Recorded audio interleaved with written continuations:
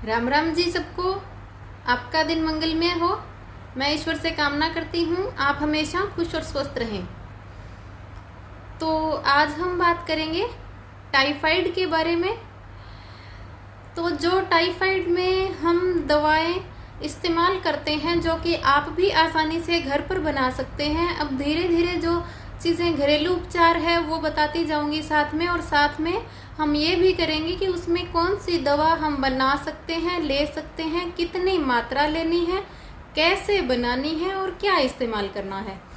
तो टाइफाइड के बारे में जो आम मरीजों को हम देते हैं उसके लिए टाइफाइड में सबसे अच्छा कितना ही पुराना टाइफाइड हो, हर साल क्यों ना होता हो, क्योंकि जो टाइफाइड है कुछ एक लोगों में देखा गया है हर साल होता है। और लोग क्या करते हैं, कहा सुनी में आके हर साल एलोपैथिक इंजेक्शन लेते हैं। और देखिए डॉक्टरों की बातों में आके इतनी बड़ी मूर्खता करते हैं कि पहले से इंजेक्शन लगवा लेते हैं। अब एलोपैथिक में ऐसी दवाएं आ चुकी है जुखाम के लिए, आप सोच के देखिए। अब मैं तो इसके बिल्कुल सख्त खिलाफ हूँ, बाकी तो आप सबकी अपनी अपनी सोच है। कोई मेरे कहने से नहीं बदलेगा, अपनी सोच से बदलेगा। अब जो छोटे छोटे बच्चे हैं, आप एलोपैथिक हॉस्पिटल में बड़े बाजारों में जाके देखना, पेरेंट्स करते क्या है, ऐसे इंजेक्शन आ चुके हैं कि छोटे बच्चों को जैसे सर्दी स्टार्ट हुई नवंबर में, तो करते क्या है, एक इंजेक्शन है जिससे 3 महीने तक सर्दी नहीं लगेगी, लगवा देते हैं। आप सोचिए, जो आपके कफ को शरीर से बाहर नहीं निकलने दे रहा वो डेड ब्लड सेल्स को कैसे बाहर निकलने देगा, हमारे शरीर की गंदगी को बाहर कैसे निकलने देगा, पसीना कैसे आने देगा, बच्चे के शरीर को जकड़ देता है। सिर्फ डॉक्टर ऐसे, उनको तो देखो आजकल कहीं कहीं आपको अच्छी राय देने वाले मिलेंगे डॉक्टर एलोपैथिक में, ऐसे नहीं है कि सभी एक जैसे हो चुके हैं।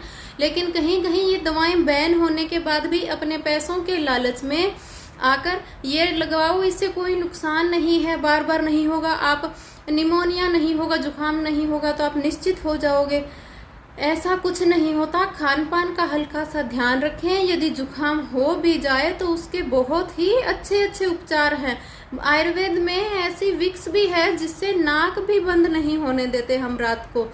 आप गाय के 2 चम्मच घी लें, 3 लौंग डालें, उसमें हल्का गर्म करें, लौंग जब फूलने लगे गैस बंद कर दें, गुनगुना रहने पे बच्चे के पैरों के तलवे में, छाती पे, कमर में, फेफड़ों पे मसाज करके हल्का कपड़ा, जैसे गर्मी है तो सूती चादर, और गर्मी में सर्दी में भी यदि रजाई नहीं रख रहा तो कोई भी पतला कपड़ा आप उससे ढक के बच्चे को सुला दें। पूरी रात नाक खुला रहेगा, 100% काम करता है। बहुत ही मरीजों पे आजमा चुकी हूँ, बड़े लोग भी कर सकते हैं। तो विक्स का इस्तेमाल ना करें। उसके बाद बॉडी से कफ बाहर निकलना जरूरी है, लेकिन बच्चा तंग ना हो उसके लिए आप लहसुन को छील के तवे पे जला लें, उसकी राख बना लें, उसको कूट पीस के रखें, उसको शहद में मिला के वो च्यवनप्राश बच्चों को चटाएं। बिल्कुल छोटे बच्चे को तो ये नामोनिया में भी काम करता है। जन्म होते बच्चे को यदि हो रहा है, जैसे 1 महीने का, 1.5 महीने का है, तो आप 1 चुटकी भर ये राख जो भस्म है लहसुन की, और इसमें 3-4 बूंद शहद मिला के आप बच्चे को चटा दें तो पोटी के थ्रू कफ सारा बाहर निकल जाएगा और कोई भी तकलीफ नहीं होगी। तो बहुत सी ऐसी दवाएं हैं, तो आप ऐसे इंजेक्शन का इस्तेमाल ना करें बिल्कुल भी। तो ऐसे ही टाइफाइड के लिए होता है। आजकल आ चुके हैं इंजेक्शन, किसी किसी को पता होगा, किसी को नहीं पता है। मैंने तो देखा है लोगों को लेते हुए ये इंजेक्शन कि पहले से लगवा लो। अब जैसे किसी किसी को टाइफाइड अब जैसे जुलाई में होता है, 1 मार्च में होता है, तो पिछले साल हुआ था, हो सकता है दोबारा ना हो जाए, तो लोग फरवरी में जाके इंजेक्शन ले लेते हैं। तो सोचिए वो लीवर को कितना नुकसान करेगा। तो इसके लिए आयुर्वेद अपनाएं, बाकी तो आपकी इच्छा है।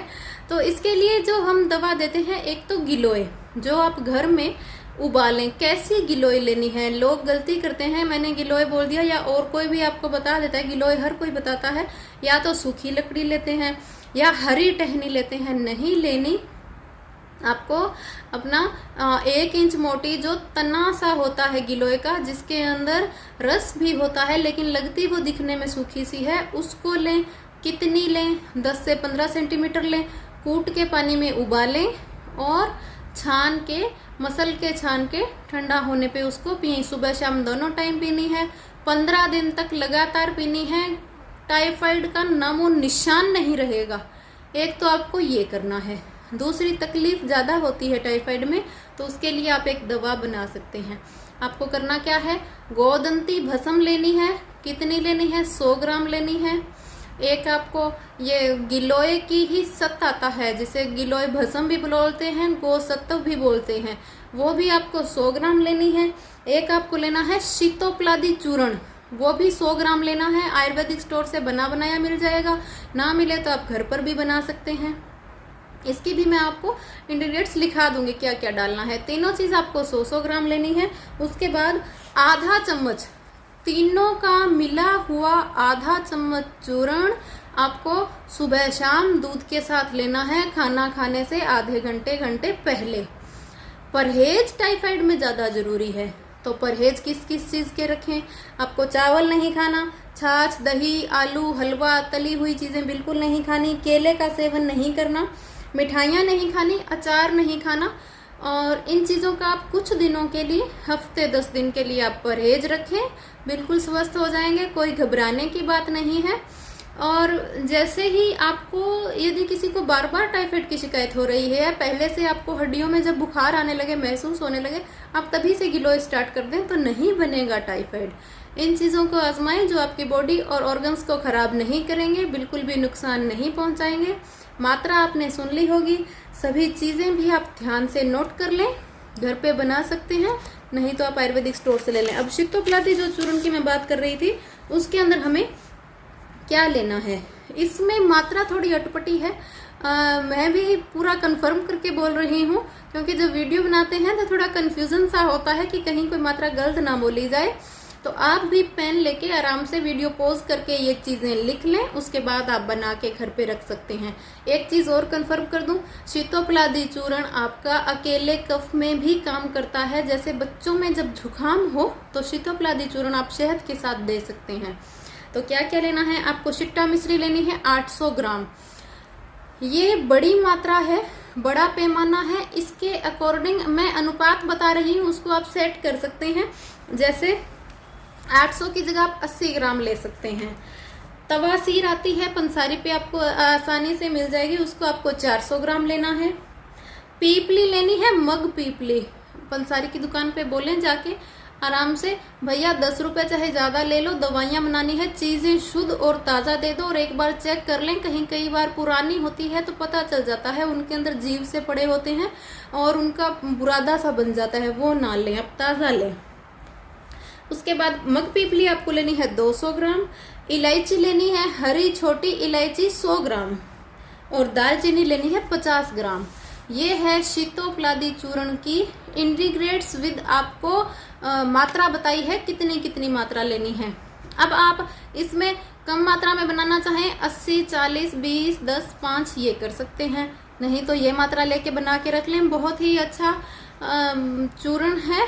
आप बना के जैसे कांच के डिब्बे में एयर टाइट में रखें, लंबे समय तक चल जाएगा, 6 महीने तक खराब नहीं होता जब तक यूज किया जाता है। तो ये सब चीजें हैं, आप ले सकते हैं, घर पर खुद बना सकते हैं, ताजा लें।